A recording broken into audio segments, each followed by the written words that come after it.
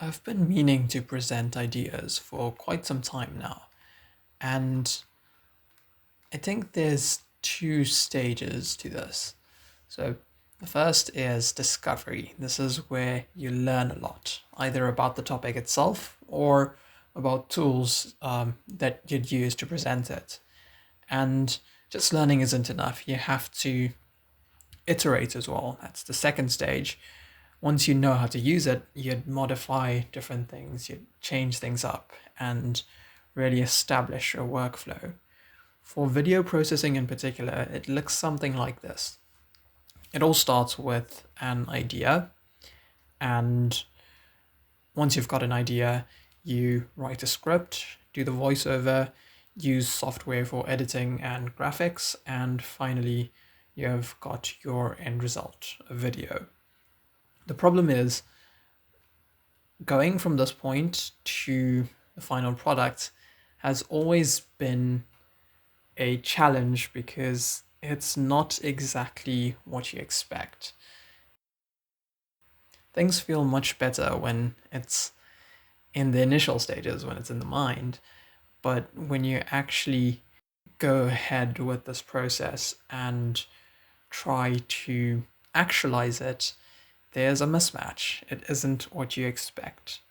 So this is obviously quite a challenging problem to deal with because, again, of these two stages, there's so many variables. You might want to change the tools that you use. You might want to approach ideas differently. You might want to present it in a different style. You might want to edit how it's formatted. There's just so many variables that in the end, you don't even get to this final product because you're just refining this process without actually getting any output or getting any meaningful output that you desire.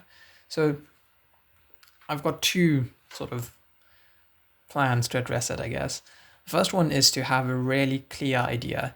If your idea is vague and you're expecting to flesh out the details during the process, it's obviously not going to work very well, or at least it would have a higher probability of not working because there's just so many things, again, like I said, that you can change that by the time that you reach the end, you're not very satisfied.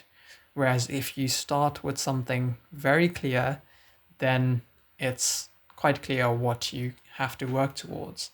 So there's less variability in the process.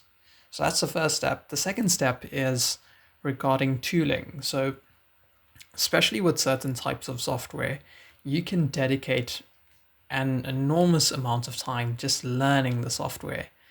And this can become your entire cycle. You can learn how to do things with this tool, and that's very cool. I mean, the process is fascinating, but you end up not going towards your goal, so not producing anything. And by the time you try and implement what you've learned, you've probably already forgotten it, or you might have to refresh it, which is not ideal. So one of the recommended methods that I think should work a bit better is instead of starting with the tooling, you can have restrictions, of course. I prefer open source software.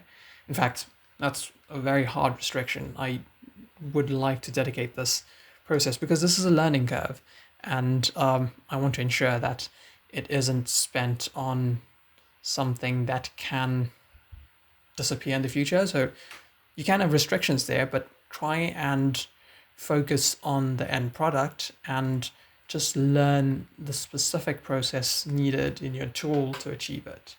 So if there's just one specific workflow that you need to get to what you're trying to build, then just learn that. You can leave the others to when you actually want to build it.